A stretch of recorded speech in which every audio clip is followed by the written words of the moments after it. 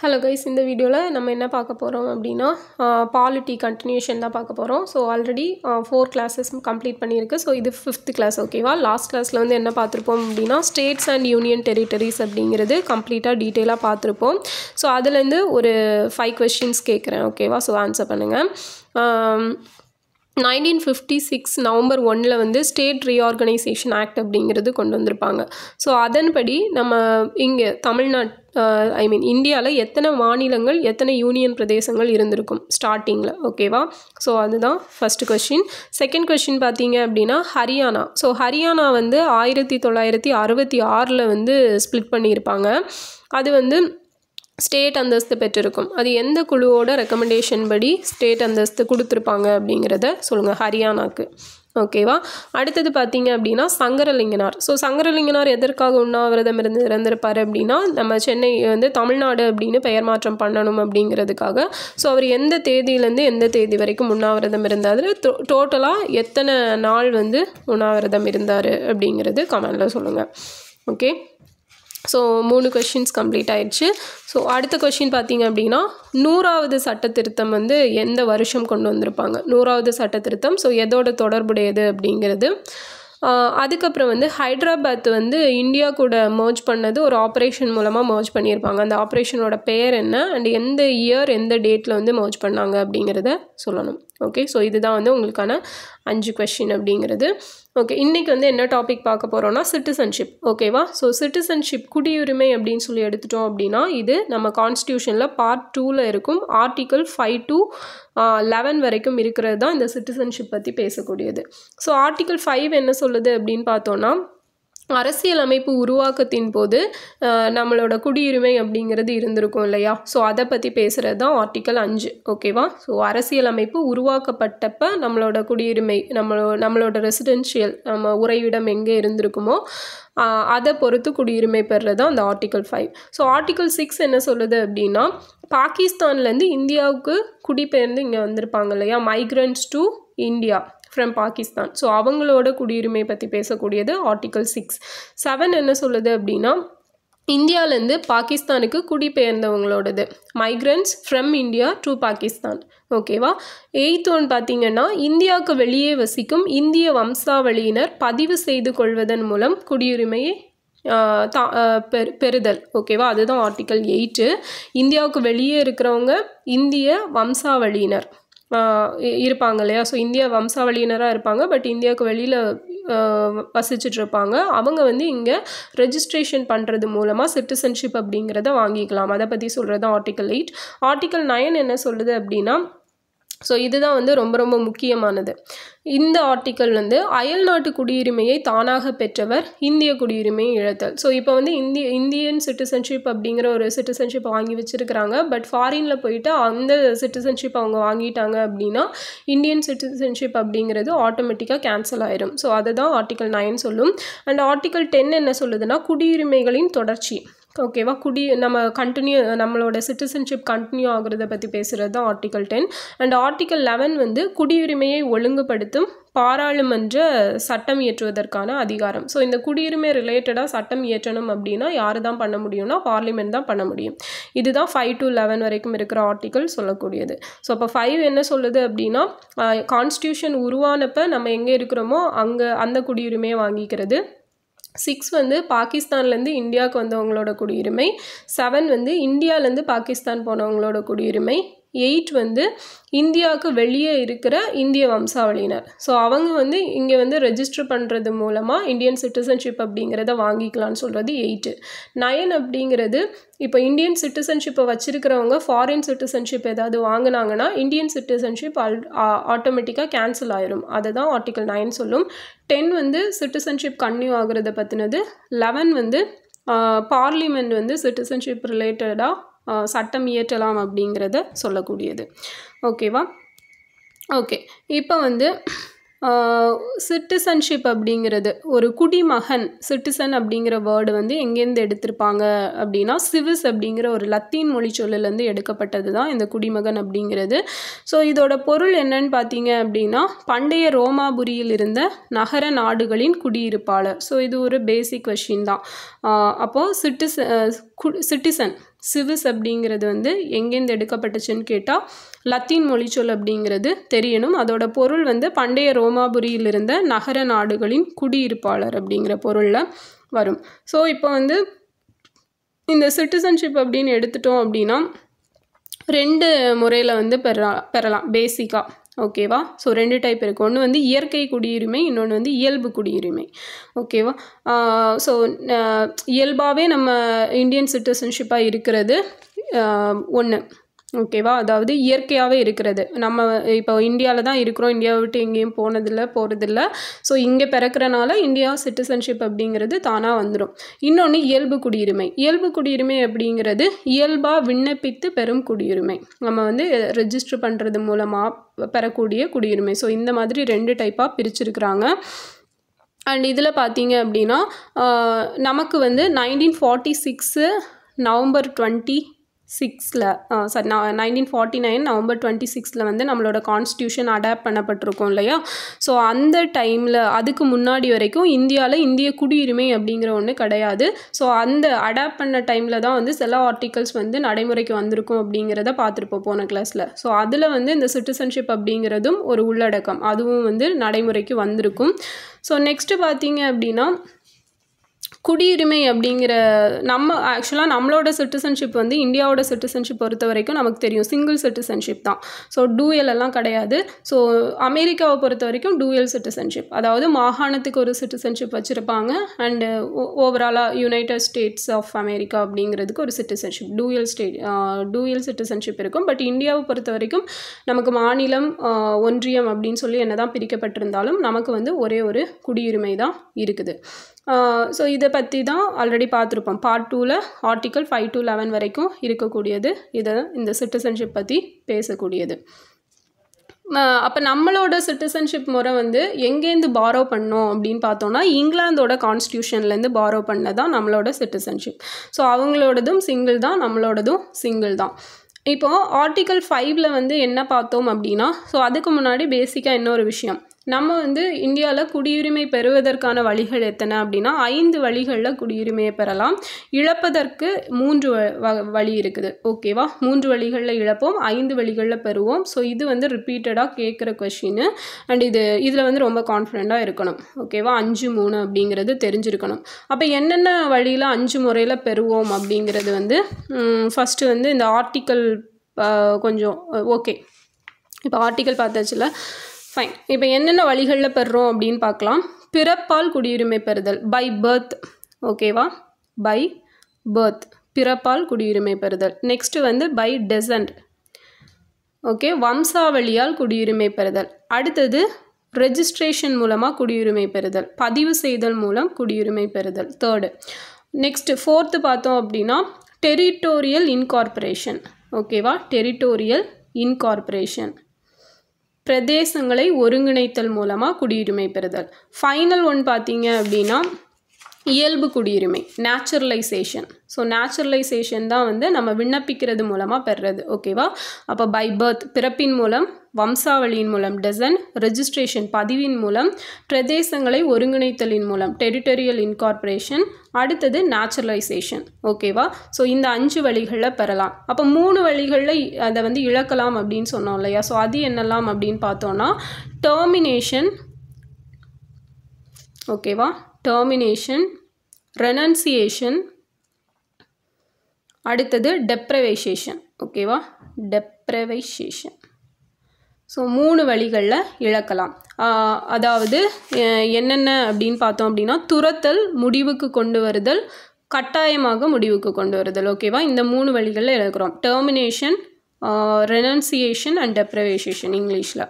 Okay, so இதை note பண்ணியிருப்பீங்கன்னு நினைக்கிறேன். இப்போ வந்து இதை டீட்டெயிலாக பார்க்கலாம். ஃபஸ்ட்டு வந்து பை பர்த், பிறப்பின் மூலம் குடியுரிமை பெறுதல் பார்த்தோம் இல்லையா? ஸோ இது வந்து இங்கே கொடுத்துருக்காங்க பாருங்கள். ஜான்வரி 26, 1950 ஸோ அன்னைக்கோ இல்லைனா அதுக்கு அப்புறமா பிறந்தவங்க, ஆனால் ஜூலை 1, 1987க்கு முன்னாடி வரைக்கும், ஓகேவா, அப்படி பிறந்தவங்க வந்து என்ன ஆகும் அப்படின்னா அவங்க பெற்றோர் வந்து எந்த நாட்டை சேர்ந்தவங்களாக இருந்தாலும் பிறப்பின் அடிப்படையில் இந்திய குடிமகன் அப்படின்னு சொல்லி இந்தியன் சிட்டிசன்ஷிப் வந்து கொடுத்துருவாங்க. ஓகே, அப்போ 1950 ஜான்வரி 26லேருந்து ஜூலை 1987 வரைக்கும் இதுக்குள்ளே பிறந்தவங்க அவங்களோட பேரண்ட்ஸ் வந்து எந்த சிட்டிசன்ஷிப் இருந்தாலும் இந்தியாவில் அவங்க பிறந்திருந்தாங்க அப்படின்னா அவங்களுக்கு இந்தியன் சிட்டிசன்ஷிப் அப்படிங்கிறது வழங்கப்படும்.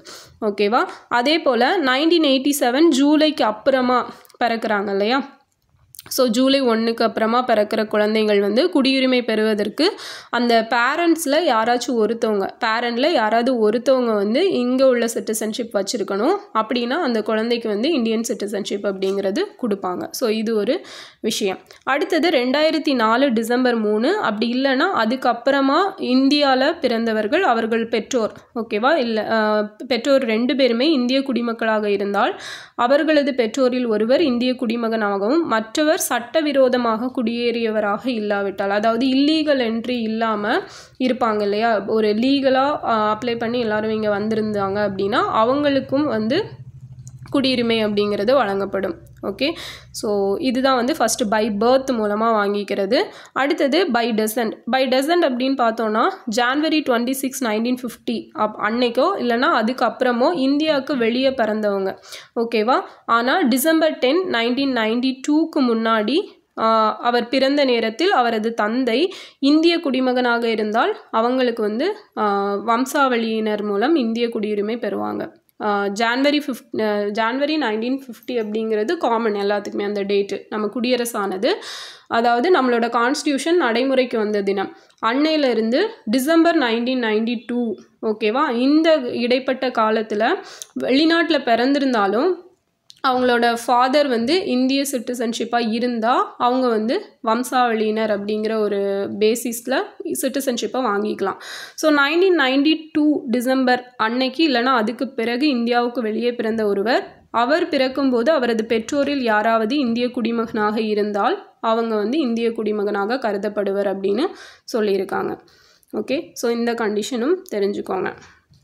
அடுத்தது பார்த்தோம் அப்படின்னா பதிவு மூலம். ஸோ ரெஜிஸ்ட்ரேஷன் மூலமாக எப்படி வாங்குறது அப்படின்னா, ஒரு நபர் தன்னை இந்திய குடிமகனாக பதிவு செய்து கொள்ள அதுக்குன்னு சொல்லி இப்போ வந்து ஒரு ஆஃபீஸ் இருக்கும் இல்லையா, ஸோ அங்கே வந்து விண்ணப்பிக்கணும், ஓகேவா, விண்ணப்பிச்சு வாங்கணும்.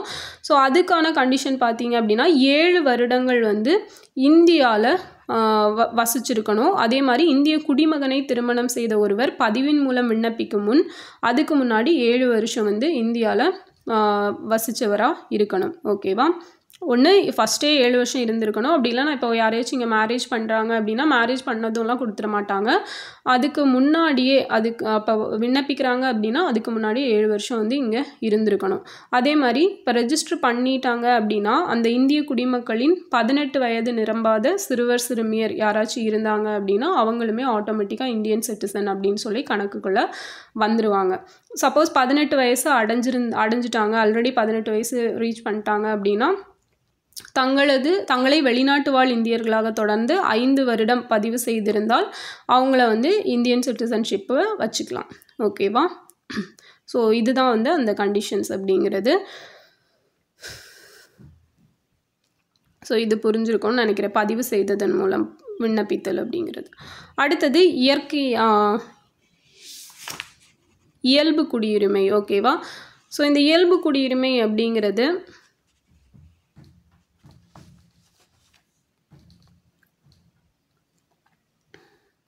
ஓகே, இப்போ இந்த இயல்பு குடியுரிமை அப்படிங்கிறது என்னென்னா பிற நாட்டின் குடியுரிமை பெறாதவராக இருக்க வேண்டும், ஓகேவா. ஸோ இதுக்கு விண்ணப்பிக்கிறாங்க அப்படின்னா அதே மாதிரி பிற நாட்டின் குடியுரிமையை பெற்றிருந்தால் அந்த குடியுரிமையை இழந்தப்புறம் தான் நம்ம இங்கே வந்து விண்ணப்பித்து வாங்கிக்க முடியும். ஸோ இந்த இயற்கை மயமாக்கல், ஸோ இந்த நேச்சுரலைசேஷன் மூலமாக விண்ணப்பிக்கணும் அப்படின்னா இந்த விண்ணப்பிக்கிறதுக்கு முன்னாடி 12 மாதங்கள் இந்தியாவில் வசிச்சிருக்கணும், அப்படி இல்லைன்னா 1 வருடம் இந்திய அரசு பணியில் கவர்மெண்ட் ஜாபில் இருந்திருக்கணும், அப்படி இல்லைன்னா 6 மாதம் நம்ம இந்தியன் கவர்மெண்ட்டுக்காகவோ அப்படி இல்லைன்னா பிற நாட்டு அரசிற்காக பணியாற்றியவர்களாக இருந்தாலும் ஏற்றுக்கொள்ளப்படும் அப்படின்னு சொல்கிறாங்க.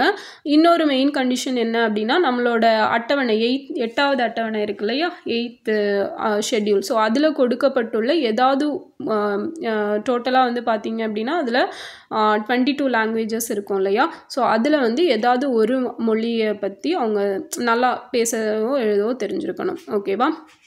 ஸோ இந்த இயல்பு குடியுரிமை மூலம் இந்திய குடியுரிமை யாருக்கு இதுக்கு முன்னாடி கொடுத்துருக்காங்க அப்படின்னு பார்த்தீங்கன்னா, அன்னை தெரசாவுக்கு கொடுத்துருக்காங்க. இது எதன்படி கொடுப்பாங்கன்னா, ஒரு பர்சன் வந்து ஒரு அறிவியல், தத்துவம், கலை, இலக்கியம், உலக அமைதி இந்த மாதிரி ஏதாவது ஒன்றில் வந்து ஸ்பெஷலாக இருந்தாங்க, அதோட முன்னேற்றத்துக்கு உழைக்கிறவங்களாக இருந்தாங்க அப்படின்னா நம்ம இந்தியன் கவர்மெண்ட்லேருந்து அவங்களுக்கு இந்த இயல்பு குடியுரிமை நேச்சுரலைசேஷன் மூலமாக சிட்டிசன்ஷிப் அப்படிங்கிறது கொடுப்பாங்க. ஸோ அதுதான் வந்து அன்னை தெரசா அவங்களுக்கு கொடுத்துருப்பாங்க. அடுத்தது பார்த்தோம் அப்படின்னா டெரிட்டோரியல் இன்கார்பரேஷன், பிரதேசங்களை இணைத்து கொள்ளுதல். ஸோ இந்த டெரிட்டோரியல் இன்கார்பரேஷன் அப்படிங்கிறது பார்த்தீங்க அப்படின்னா இதுக்கு பெஸ்ட் எக்ஸாம்பிள் வந்து 14th constitutional amendment act. So இது வந்து ஆல்ரெடி நம்ம பார்த்துருப்போம் ஸ்டேட்ஸ் அண்ட் யூனியன் டெரிட்டரி பார்க்குறப்ப. So 14th constitution amendment act 1962 வந்து பாண்டிச்சேரியை இந்தியாவோட இணைச்சிருப்பாங்க. ஸோ அப்படி இணைக்கிற டைமில் வந்து அந்த பிளேசஸில் இருக்கிற மக்கள் இருக்காங்களா அவங்களுக்கு வந்து ஆட்டோமேட்டிக்காக இந்தியன் சிட்டிசன்ஷிப் அப்படிங்கிற தகுதி வந்து வந்துடும். ஓகேவா. ஸோ இதுதான் வந்து டெரிட்டோரி இன்கார்பரேஷன் அப்படிங்கிறது, பிரதேசத்தின் இணைத்து கொள்வதன் மூலமாக குடியுரிமை கொடுக்கறது அப்படிங்கிறது இதுதான். ஓகேவா. ஓகே, இப்போ வந்து நெக்ஸ்ட்டு பார்த்தீங்க அப்படின்னா குடியுரிமை இழத்தல். ஸோ அப்போ 5 வகைகளில் சிட்டிசன்ஷிப் வாங்குறது எப்படின்னு சொல்லி பார்த்தாச்சு. ஸோ குடியுரிமை இழப்பு. ஸோ இதில் வந்து பார்த்தோன்னா மெயினாக நம்ம ஒரு விஷயத்தை பார்க்க மறந்துட்டோம். சிட்டிசன்ஷிப் ஆக்ட் அப்படிங்கிறது ஃபஸ்ட்டாக எப்போ கொண்டு வந்திருப்பாங்கன்னா 1955 வந்து கொண்டு வந்திருப்பாங்க. ஸோ இது வரைக்கும் எத்தனை முறை இதை வந்து அமெண்ட்மெண்ட் பண்ணியிருக்காங்க, இதில் எத்தனை முறை திருத்தங்கள் கொண்டு வந்திருக்காங்க அப்படின்னா இப்போ வரைக்கும் 9 முறை திருத்தங்கள் அப்படிங்கிறது கொண்டு வரப்பட்டிருக்கு. ஓகேவா. லாஸ்ட்டாக எப்போ கொண்டு வந்திருப்பாங்க அப்படின்னா 2019 வந்து கொண்டு வந்திருப்பாங்க. ஓகே. ஸோ இதன்படி தான் வந்து என்னென்னா 2014 டிசம்பர் 31க்கு முன்னாடி இந்தியாவுக்குள்ளே வந்தவங்க, ஸோ பாகிஸ்தான், பங்களாதேஷ் 2 கண்ட்ரியை தவிர மற்ற கண்ட்ரீஸை சேர்ந்தவங்க இந்தியாவுக்குள்ளே வந்திருந்தாங்க அப்படின்னா அவங்களுக்கு சிட்டிசன்ஷிப் கொடுக்கறத பற்றி சொல்கிறது தான் இந்த 2019 அந்த பண்ண ஒரு திருத்தம். ஓகே. இப்போ குடியுரிமை இழப்பு 1955 சிட்டிசன்ஷிப் ஆக்ட் அப்படிங்கிறத கொண்டு வந்தாங்க. 3 முறையில் இதை வந்து நம்ம இழப்போம், குடியுரிமை இழக்கிறது. ஓகே. ஸோ என்னெல்லாம்னு பார்த்தோம், டெர்மினேஷன், ரெனன்சியேஷன் அண்ட் டெப்ரைவேஷன், துரத்தல், முடித்தல், முடிவுக்கு கொண்டு வருதல். ஸோ துரத்தல் அப்படின்னு பார்த்தோம் அப்படின்னா இந்திய குடியுரிமை பெற்ற எவரும் தானாக முன்வந்து குடியுரிமையை துறக்கலாம். ஸோ எனக்கு வந்து இந்தியன் சிட்டிசன்ஷிப் வேண்டாம் அப்படின்னு சொல்லி நம்ம ஒரு ஃபார்ம் ஃபில் பண்ணி கொடுத்தோம் அப்படின்னா நம்ம சிட்டிசன்ஷிப் வந்து கேன்சல் பண்ணுவாங்க. ஓகேவா. ஸோ நெக்ஸ்ட்டு பார்த்தோம் அப்படின்னா முடிவுக்கு கொண்டு வருதல். ஸோ முடிவுக்கு கொண்டு வருதல் அப்படிங்கிறது என்னென்னா இந்திய குடியுரிமையை பெற்றவங்க தன் விருப்பத்தினாலோ அல்லது கட்டாயத்தின் பெயரினாலோ மற்ற நாட்டின் குடியுரிமையை பெறும்போது இந்திய குடியுரிமை முடிவுக்கு கொண்டு வரும். ஸோ இதை பற்றி இதை தான் வந்து ஒரு ஆர்டிக்கல் சொன்னேன் இல்லையா. இப்போ இந்தியன் சிட்டிசன்ஷிப் வச்சுருந்தாலும் ஃபாரின் சிட்டிசன்ஷிப் வாங்கிட்டாங்க அப்படின்னா இந்தியன் சிட்டிசன்ஷிப் வந்து தானாக கேன்சல் பண்ணிடுவாங்க. ஸோ அதை பற்றி சொல்கிற ஆர்டிக்கல் என்ன அப்படிங்கிறத கமெண்டில் சொல்லுங்கள். ஓகே. இப்போ தான் நிறைய டைம் பார்த்தோம் இம்பார்ட்டண்ட் அப்படின்னு. அடுத்தது மறுத்தல் அல்லது கட்டாயமாக முடிவுக்கு கொண்டு வருதல். இது என்ன அப்படின்னா இப்போ ஏதாவது போலியாக மோசடி பண்ணி குடியுரிமையை வாங்கியிருக்கிறாங்க, இல்லீகலாக பண்ணியிருக்காங்க, இல்லைனா ஒரு தவறான டீட்டெயில் கொடுத்து கொண்டு வந்திருக்கிறாங்க, இல்லைனா நம்மளோட எனிமி கண்ட்ரி கூட ஏதாவது காண்டாக்டில் இருக்காங்க, ஸோ அந்த மாதிரியெல்லாம் பண்ணியிருந்தாங்க அப்படின்னா அவங்களோட சிட்டிசன்ஷிப் வந்து கேன்சல் பண்ணிடுவாங்க. ஓகேவா. ஸோ இதுதான் வந்து அந்த 3 இது துரத்தல், முடிவுக்கு கொண்டு வருதல், கட்டாயமாக முடிவுக்கு கொண்டு வருதல், termination, renunciation, deprivation. Okay fine. Next வந்து நான் சொன்ன மாதிரி ஒற்றை குடியுரிமை. ஸோ நம்மளோட ஒற்றை குடியுரிமை எங்கேருந்து எடுத்தோம் அப்படின்னா இங்கிலாந்துலேருந்து எடுத்திருக்கோம். ஓகே. ஸோ ரீசெண்டாக இது ரிலேட்டடாக கரண்ட் அஃபேர்ஸ் பார்க்கணும் அப்படின்னா என்னென்னா அஸ்ஸாம் ஒப்பந்தம் அப்படிங்கிறது 1985 ராஜீவ் காந்திக்கும் அப்போ பிரைம் மினிஸ்டராக இருந்த ராஜீவ் காந்தி அவர்களுக்கும் இந்திய மாணவர் சங்கத்துக்கும் இடையில ஒரு ஒப்பந்தம் போடப்படும். என்ன அப்படின்னா இதில் ஆர்டிக்கல் 6A படி 6 என்ன சொல்லும், பாகிஸ்தான்லேருந்து இந்தியாவுக்கு வந்தவங்களோட குடியுரிமை. அப்போ 6A படி அசாம் மாநிலத்தில் 1966 ஜான்வரி 1 இருந்து 1971 மார்ச் 25 இதுக்குள்ள இல்லீகல் என்ட்ரி வந்திருப்பாங்கள்ல புலம்பெயர்ந்தவர்கள். ஸோ அவங்களுக்கு இந்திய குடியுரிமை வழங்குறத பற்றி சொல்லக்கூடியதான். மெயினாக பங்களாதேஷ்லேருந்து வந்தவங்க. ஸோ அவங்களுக்கு குடியுரிமை கொடுக்கலாம் அப்படின்னு சொல்கிறது தான் இந்த அசாம் ஒப்பந்தம் அப்படிங்கிறது 1985. ஓகேவா. அடுத்தது பார்த்தீங்க அப்படின்னா 2003 வந்து ஒரு இது கொண்டு வந்திருப்பாங்க, இந்திய குடியுரிமை திருத்த சட்டம். ஸோ அதில் என்ன ஆயிருக்கும் அப்படின்னா காமன்வெல்த் குடியுரிமை முறை அப்படிங்கிறது நீக்கப்பட்டிருக்கும். ஓகேவா. ஸோ காமன்வெல்த் குடியுரிமை அப்படிங்கிறது என்னென்னா, இப்போ பிரிட்டிஷுக்கு கீழே நம்ம இருந்தோம் இல்லையா. ஸோ அவங்க அந்த கீழே இருந்தப்போ அவங்கக்கிட்டேருந்து நமக்கு விடுதலை கிடச்சதுக்கப்புறம் அந்த கண்ட்ரிஸ் எல்லாம் சேர்ந்து தான் காமன்வெல்த் கண்ட்ரிஸ் அப்படிங்கிற ஒரு கூட்டமைப்பு தோன்றியிருக்கும். ஸோ அதில் இருக்கிறவங்களுக்கு அந்த காமன்வெல்த் சிட்டிசன்ஷிப் அப்படிங்கிறது வழங்கப்பட்டிருக்கும். ஸோ நம்மளுக்கு தான் வந்து இந்தியன் சிட்டிசன்ஷிப் அப்படிங்கிறது தனியாக இருக்கு இல்லையா. அதனால 2003 ஒரு சட்டம் கொண்டு வந்து அதை வந்து தூக்கியிருப்பாங்க. ஓகே. ஸோ இது வந்து ரொம்ப முக்கியம். 2003 டிசம்பர் 22 நிறைவேற்றப்பட்டிருக்கும். நடைமுறைக்கு வந்தது எப்போ அப்படின்னா 2003 ஜனவரியில் நடைமுறைக்கு வந்திருக்கும். ஓகேவா. ஜனவரி 4 ஸோ இது வந்து ரொம்ப முக்கியமானது. ஸோ இந்த குடியுரிமை திருத்த சட்டம் எந்த குழுவோட பரிந்துரையின் பெயரில் வந்தது அப்படின்னு பார்த்தோன்னா LM சிங்வி குழுவோட பரிந்துரை, லக்ஷ்மி மால் சிங்வி. ஓகேவா. LM சிங்வி குழுவோட பரிந்துரையின் பேரில் தான் நமக்கு இந்த 2003 அமெண்ட்மெண்ட் அப்படிங்கிறது நிறைவேற்றப்பட்டிருக்கும். ஓகேவா. ஓகே. அடுத்தது நான் சொன்ன மாதிரி இந்திய குடியுரிமை திருத்த சட்டம் 2019 என்னெல்லாம் கொண்டு வந்தாங்க அப்படிங்கிறது, அது என்ன சொல்லுது அப்படிங்கிறத பார்த்தோம். ஓகேவா. ஸோ இதில் பார்த்தீங்க அப்படின்னா ஆல்ரெடி இதுக்கு முன்னாடி 11 வருஷம் இந்தியாவில் இருந்தாங்க அப்படின்னா அவங்களுக்கு குடியுரிமை கொடுப்பாங்க அப்படின்னு சொல்லி தெரியும். இந்த 2019 கொண்டு வந்தது படி 5 ஆண்டுகள் இந்தியாவில் தொடர்ந்து வாழும் இஸ்லாமியர் அல்லாதவர்களுக்கு இந்திய குடியுரிமை வழங்கப்படும். ஓகேவா. ஸோ அதுவும் ஒரு முக்கியமான விஷயம். இப்போ இன்னொரு விஷயம் என்ன அப்படின்னா இந்திய குடிமகனுக்கு மட்டும் கிடைக்கும் உரிமைகள் என்ன அப்படிங்கிறது தான். ஸோ நம்ம இந்தியன் சிட்டிசனாக இருக்கிறவங்களுக்கு மட்டும் சில ஃபண்டமெண்டல் ரைட்ஸ் அப்படிங்கிறது கொடுக்குறாங்க. அது என்னென்ன ஆர்டிக்கல்னால் ஆர்டிக்கல் 15, 16, 19, 29, 30. ஸோ இது வந்து ரொம்ப முக்கியம், அடிக்கடி கேட்குற கொஸ்டின். ஓகேவா. இந்தியாவோட சிட்டிசனாக இருந்தால் அவங்களுக்கு மட்டும் சிறப்பாக இருக்கக்கூடியது. ஸோ ஆர்டிக்கல் 15 என்ன சொல்லும், நோ டிஸ்கிரிமினேஷன். ஸோ அது வந்து caste, sex, religion, racism, so எதை பேஸ் பண்ணியும் எந்த ஒரு பாகுபாடும் இருக்கக்கூடாது அப்படின்னு சொல்கிறது தான். ஆர்டிக்கல் 16 வந்து பப்ளிக் அன்எம்ப்ளாய்மெண்ட் பற்றி பேசக்கூடியது, அந்த வேலைவாய்ப்பு தொடர்பானது. ஸோ 19 அப்படிங்கிறது நமக்கு பேச்சுரிமை, சுதந்திரமாக நடமாடுறதுக்கு உரிமை, எங்கே வேணால் சங்கங்கள் அமைச்சிக்கலாம். ஸோ அந்த மாதிரியானதை பற்றி சொல்கிறது தான் ஆர்டிக்கல் 19. ஆர்டிக்கல் 29, 30 வந்து மைனாரிட்டிஸ் ரிலேட்டடானது. ஸோ இது 5மே பார்த்தீங்க அப்படின்னா நம்ம இந்தியனுக்கு மட்டும் இருக்கக்கூடிய ஸ்பெஷல் உரிமைகள்.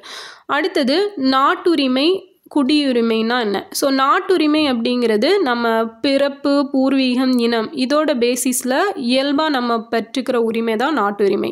ஓகேவா. இது இப்போ நாட்டுரிமை அப்படிங்கிறது நம்ம இப்போ இந்தியாவில் பிறந்தாலே நம்ம இந்தியன் தான் அப்படிங்கிறது தான் நாட்டுரிமை. அதுவே குடியுரிமை அப்படிங்கிறது நம்ம இன்னொரு கண்ட்ரியில் அப்ளை பண்ணி வாங்குறது தான் குடியுரிமை. ஸோ நாட்டுரிமை அப்படிங்கிறத மாற்ற முடியாது, பட் குடியுரிமையை மாற்றிக்கலாம். இது ரெண்டும் ரொம்ப முக்கியமானது. நாட்டுரிமை, குடியுரிமை குழப்பிக்கக்கூடாது. ஓகேவா. அடுத்தது பார்த்தீங்க அப்படின்னா நம்மளோடது என்னென்னு பார்த்தோம், ஒற்றை குடியுரிமை அப்படிங்கிறத பார்த்துட்டோம். நெக்ஸ்ட் வந்து ஏலியன் இமிக்ரண்ட்.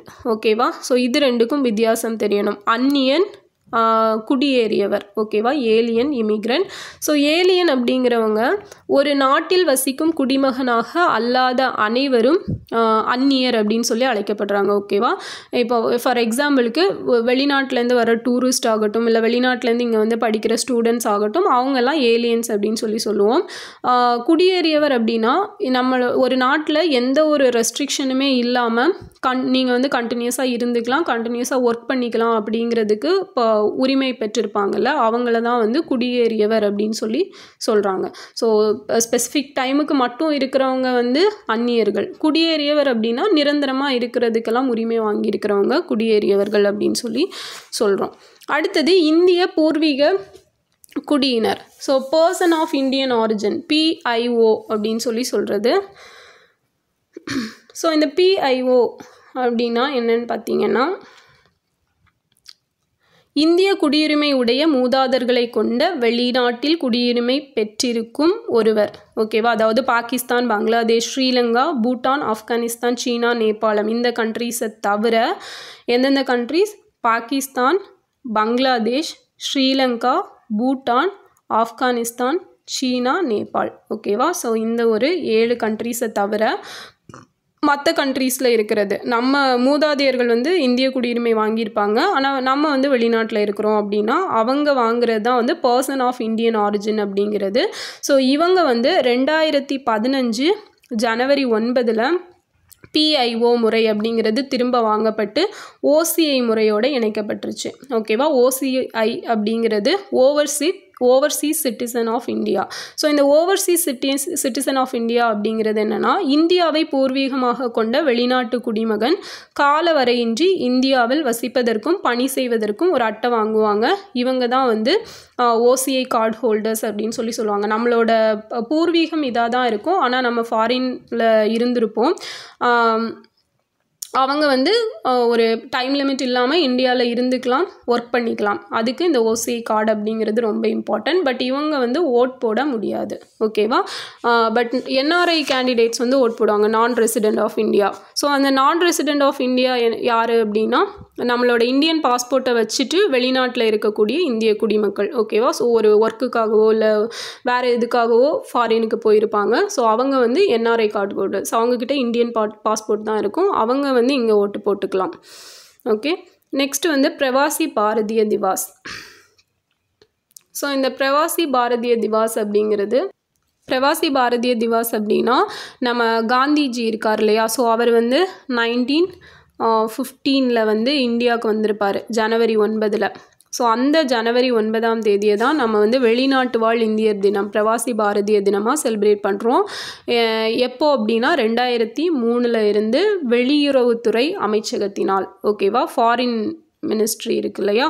ஸோ அதோட அண்டரில் தான் இதை வந்து செலிப்ரேட் பண்ணுவோம். இது வந்து ஸ்டேட்மெண்ட்டில் கேட்கக்கூடிய கொஷின். ஸோ வெளிநாட்டு வாழ் இந்தியர்களுக்காக LM சிங்வி குழு அப்படிங்கிறத அமைச்சிருப்பாங்க. அவங்க தான் 2003 அந்த அமெண்ட்மெண்ட் அப்படிங்கிறது கொண்டு வந்திருப்பாங்க. ஓகேவா? அது ஆல்ரெடி பார்த்தோம். அண்ட் 2003 தான் ஃபஸ்ட்டாக இந்த பிரவாசி பாரதிய திவாஸ் தொடர்பான மாநாடு நியூ டெல்லியில் நடந்திருக்கும். ஸோ இது வந்து இப்போ வருஷம் செலிப்ரேட் பண்ணிகிட்டு இருந்தாங்க. பட் 2015 அப்புறமா 2 years ஒன்ஸ் வந்து இந்த இது வந்து செலிப்ரேட் பண்ணுறாங்க. ஓகேவா? 2 years ஒன்ஸ் அப்படிங்கிறது. ஸோ 2015 காந்தி நகரில் அந்த மாநாடு நடந்திருக்கும். ரீசெண்டாக பார்த்தீங்கன்னா 2025 ஒடிசாவில் நடந்துச்சு. 2025 இந்த பிரவாசி பாரதிய திவாஸ் மாநாடு வந்து ஒடிசாவில் நடந்துச்சு. அடுத்தது இன்னும் ஒரே ஒரு கான்செப்ட் மட்டும் பார்த்தா இந்த சிட்டிசன்ஷிப் அப்படிங்கிறது கம்ப்ளீட் ஆயிரும்.